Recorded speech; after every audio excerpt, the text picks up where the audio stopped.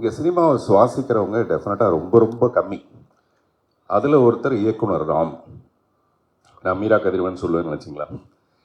அவர் வந்து மிஸ்டர் ராம் வந்து ஒரு மாதம் 1.5 மாதத்துக்கு முன்னாடி எனக்கு ஒரு ஃபோன் பண்ணி, ஹபீபின்னு ஒரு படம் இருக்குது, நீங்கள் மிஸ் பண்ணவே கூடாது, அவசியம் பார்க்கணும். இந்த மாதிரி கொஞ்சம் கலைஞர்கள் இருக்காங்க. சில பேர் வந்து இந்த மாதிரி ஒரு நல்ல படத்தை பார்த்தோம்னா அந்த படத்தை கொண்டு எப்படியாவது சேர்க்கறதுக்கு நம்மளால் முடிஞ்ச ஒரு சின்ன உதவியாவது செய்ய முடியுமோ அப்படின்னா நம்ம எல்லாருமே அதில் முயற்சி பண்ணுவோம். மீரா கதிரவன் அந்த மாதிரி நல்ல படங்களை மட்டுமே எடுக்கிறதுங்கிறது அவருடைய தீவிரமான ஒரு முயற்சி. அதுக்காக நிறைய கடுமையான கஷ்டங்கள் இருக்கும்.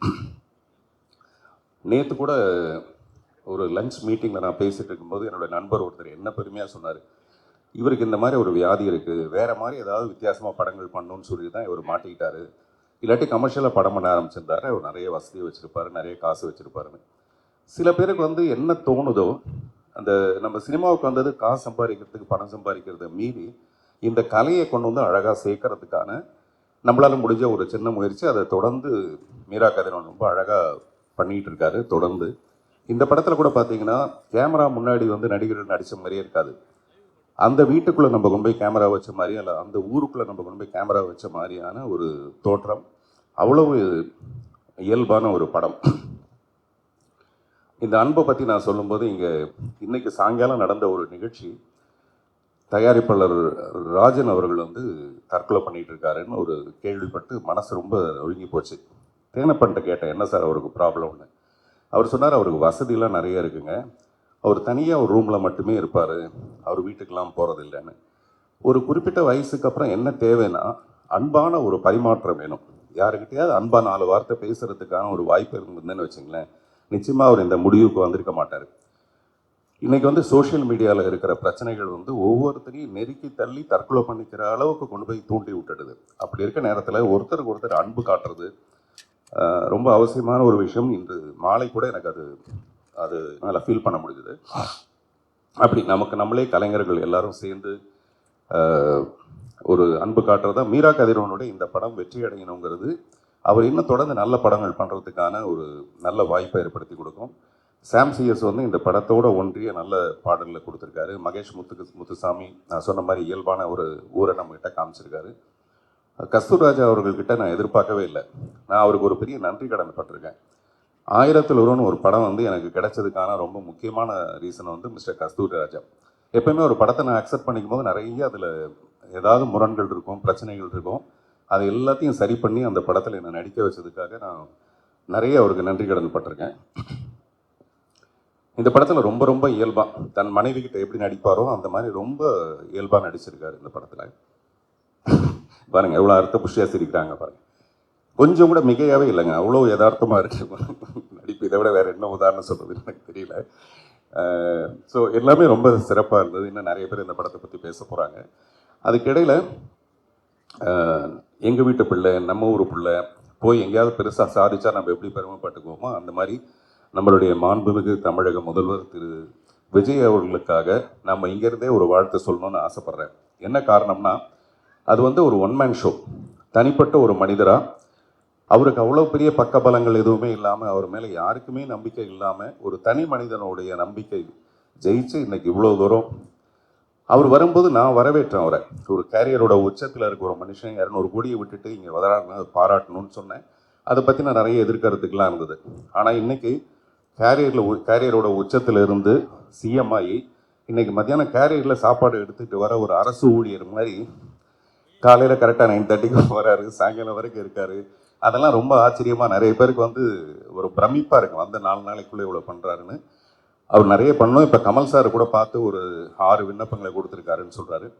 சிறுபான்மை மக்களுக்கு நிறைய நல்ல விஷயங்களை பண்ணணுங்கிறது அவருடைய எண்ணமாக இருந்தால், இந்த சிறுபான்மை மக்கள் சினிமாவில் யாருன்னா இந்த சின்ன படங்கள் எடுக்கிறவங்க, நல்ல படங்களை ரிலீஸ் பண்ணுறதுக்கு வாய்ப்பு இல்லாமல் நிறைய போராட்டம் ஒன்று இருக்கும். அப்படிப்பட்ட படங்களுக்கு வந்து இந்த அரசாங்கம் நிச்சயமாக உதவணுங்கிறது நம்மளுடைய ஒரு அன்பான வேண்டுகோள். இந்த படத்தை கூட நேசம் ப்ரொடக்ஷன்ஸ்னு பண்ணியிருக்காங்கன்னு நினைக்கிறேன். நேசத்தை ப்ரொடியூஸ் பண்ணுறது தான் ரொம்ப கஷ்டம். நேசம் ப்ரொடக்ஷன்ஸ் வந்து இந்த படத்தை பண்ணுறதுங்கிறது இந்த படத்தோட கருத்துக்கு ரொம்ப சரியான ஒரு விஷயம் நினைக்கிறேன்.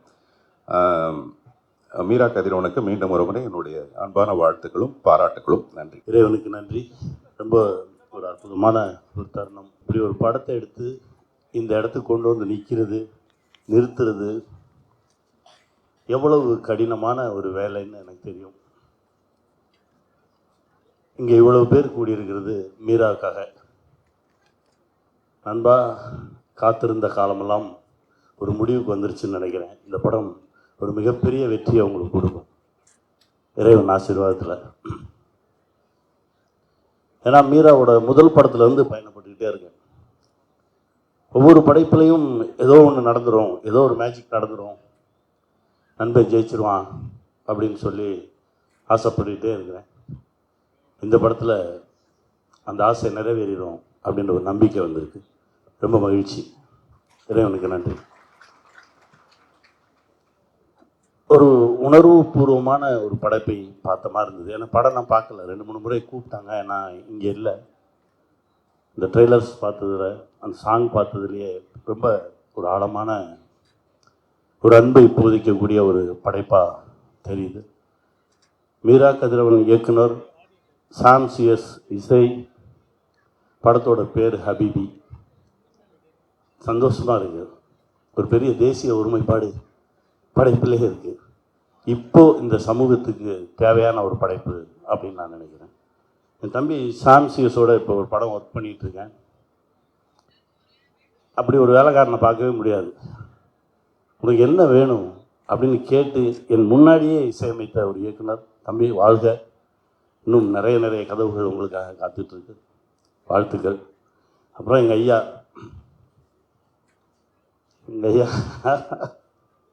எட்டுப்பட்டி ராசா. அப்போல்லாம் கேசட்டில் நீங்கள் சொல்லியிருப்பீங்க காட்சிகளை. கஸ்தூரி பாண்டியன் உட்காந்து எழுதிட்டு இருப்பார். அப்புறம் நம்ம கண்ணனும் இருப்பான். உங்களுடைய உச்சரிப்பை கேட்டு வியந்துக்கிட்டே இருப்பேன். ஏன்னா இரவு மட்டும்தான் வருவேன் அலுவலகத்தில். உங்கள் அலுவலகத்தில் உங்களுக்கே தெரியாமல் ஒரு 3 மாதம் தங்கியிருந்தேன் நான். ஒவ்வொரு நாள் இரவும் நீங்கள் சொல்கிற அந்த காட்சிகளை கேட்டு அப்போ தான் சொல்லுவான் பாண்டியன், இந்த மாதிரி 100 கேசட் இருக்கு எங்கள் டேரக்டர்கிட்ட, அத்தனை கதை வச்சுருக்காரு தெரியுமா அப்படின்னு சொல்லுவான். அந்த ஏற்ற இறக்கங்கள், நீங்கள் கோபமாக பேசுகிறது, காதலோடு பேசுகிறது, அன்போடு பேசுகிறது, இது எல்லாத்தையுமே கேட்டு இவருக்குள்ளே இவ்வளோ ஆழமான ஒரு நடிகன் இருக்கானே நான் வியந்திருக்கேன். அதை இப்போ பார்க்குறதுக்கான ஒரு வாய்ப்பு. ரொம்ப சந்தோஷம். இப்போது உங்களை பார்த்தோன்னே தான் ஞாபகத்துக்கு இந்த ஆஃபீஸ் பாய் கோபின்னு ஒரு பையன். ஆத்தா வந்து காசு கொடுக்கும், அவன் சாப்பாடு வாங்கிட்டு வருவான். சாப்பாடும் கொடுத்துட்டு ஒரு 10 ரூபா கையிலையும் கொடுப்பான். போனேன் இப்போது ட்ரை பண்ணு, இங்கேயே சுற்றி வராத, இங்கே நிறைய பேர் இருக்காங்க, உனக்கு இங்கெல்லாம் வேலை கிடைக்காது அப்படின்னு சொல்லி அனுப்பிச்சி விடுவான். அதெல்லாம் நினைவுக்கு வந்தது. காலம் ரொம்ப நிறைய விஷயங்கள் நமக்கு கற்றுக் கொடுக்குன்னு சொல்லுவாங்க. ரொம்ப பக்கத்திலே தான் இருந்திருக்கோம். உங்களுக்குள்ளே இருந்த அந்த நடிகன் ரொம்ப ஆழமாக இந்த திரைப்படத்தில் வெளியே வந்திருக்கான் அப்படின்னு நான் நம்புகிறேன். ஒரு மிகப்பெரிய ஒரு வெற்றியை இந்த படம் தோடும். அதற்கு இறைவன் அருள் புரியட்டும். வாழ்வோம், வெல்வோம். ரொம்ப மகிழ்ச்சியாக இருக்குது. ரொம்ப சந்தோஷமாக இருக்குது இந்த மேடையில் நிற்கிறதுக்கு. நான் பார்த்த மிகச்சிறந்த படங்கள் தமிழில் அப்படின்னு பார்த்தா ஹபீபி நிச்சயமாக முதல் இடத்துல இருக்கும். எனக்கு ரொம்ப மகிழ்ச்சியாக இருக்குது. நான் படம் பார்த்து என்னோடய நண்பர்கள் நிறைய இயக்குநர்களோட படம் பார்த்துட்டு எல்லோரும் போனதுக்கப்புறம் 1 மணி நேரம் மீராட்ட உட்காந்து பேசினேன். எனக்கு ரொம்ப ஒரு புது சினிமா பார்த்த மாதிரி இருந்துச்சு. ஏன் அப்படின்னா வந்து நான் பழனி, நான் பிறந்து வளர்ந்தது. என்னோட படித்த நண்பர்கள் யாருமே வந்து இஸ்லாமிய நண்பர்கள் கிடையாது. எனக்கு வந்து இஸ்லாமிய நண்பர்கள் அப்படின்னா நான் சினிமாவுக்கு வந்து இயக்குனர் ஆனதுக்கப்புறம் அஸ்லாமும் மீராவும் மட்டும்தான் எனக்கு இஸ்லாமிய நண்பர்கள். ஸோ எனக்கு அந்த லைஃப்பை பற்றி சுத்தமாக தெரியாது. எனக்கு அந்த லைஃப்பை பார்க்கும்போது ரொம்ப பிரமிப்பாக இருந்துச்சு, ரொம்ப புதுசாக இருந்துச்சு. படம் பார்த்து வந்ததுக்கப்புறம் வந்து நான் வந்து சசிராஜா சார்ட்டு ரொம்ப நேரம் ஃபோனில் பேசிகிட்டு இருந்தேன். ஹீரோக்கு ரொம்ப நேரம் ஃபோனில் பேசிகிட்டு இருந்தேன். ரொம்ப மகிழ்ச்சியாக இருந்துச்சு. ரொம்ப முக்கியமாக ஒரு விஷயத்தை மட்டும் சொல்லிக்கிறேன். இது முஸ்லீம் சகோதரர்கள் பார்க்க வேண்டிய திரைப்படம் கிடையாது. இது புதுமையான ஒரு திரைப்படம். இந்து நண்பர்கள், இந்து சகோதரர்கள் அத்தனை பேரும் பார்க்கணும். ஏன்னா இது நம்ம பார்க்காத ஒரு வாழ்க்கையை இந்த திரைப்படத்தில், இந்த ஸ்க்ரீனில் காமிச்சிருக்காங்க. எல்லாரும் ஆதரிக்கணும், இந்த படத்தை கொண்டாடணும் அப்படின்னு கேட்டுக்கிறேன். இந்த படத்தில் நடித்த ஈஷாவாக இருக்கட்டும், மாளவிகாவாக இருக்கட்டும், உங்கள் பேர் டக்குன்னு வரல, உங்களுக்கும் என்னுடைய வாழ்த்துக்கள். இந்த படத்தில் உண்மையாக தேசிய விருது கொடுக்கணும் அப்படின்னா மீராவுக்கும் பசிராஜா சாருக்கும் தேசிய விருது நிச்சயம் கொடுக்கணும். இந்த படத்தில் வந்து சித்தி கேரக்டர் ஒருத்தவங்க நடிச்சிருப்பாங்க, அவங்களுக்கு நிச்சயம் இந்த படத்தில் ஒரு தேசிய விருது கொடுக்கணும். ஏன்னா ரொம்ப ஒரு கேரக்டர் ஆர்டிஸ்டாக ரொம்ப பிரமாதமாக பண்ணியிருந்தாங்க. அவங்க ஹீரோட்ட நகை கொடுக்குற சீன்லாம் நான் டப்புன்னு அழுதுட்டேன். இது மாதிரி 100 சீன் பார்த்துருக்கலாம், ஆனால் அந்த சீன் வந்து அவ்வளோ வேல்யூபுளாக அவ்வளோ உண்மையாக இருந்துச்சு. ஸோ அவங்களுக்கும் என்னுடைய வாழ்த்துக்களை தெரிவிச்சுக்கிறேன். நிச்சயம் சிஎம் ஷாமுடைய படங்களில் பெஸ்ட்டு ரீரெக்கார்டிங் இந்த திரைப்படம் தான். Outstanding brother.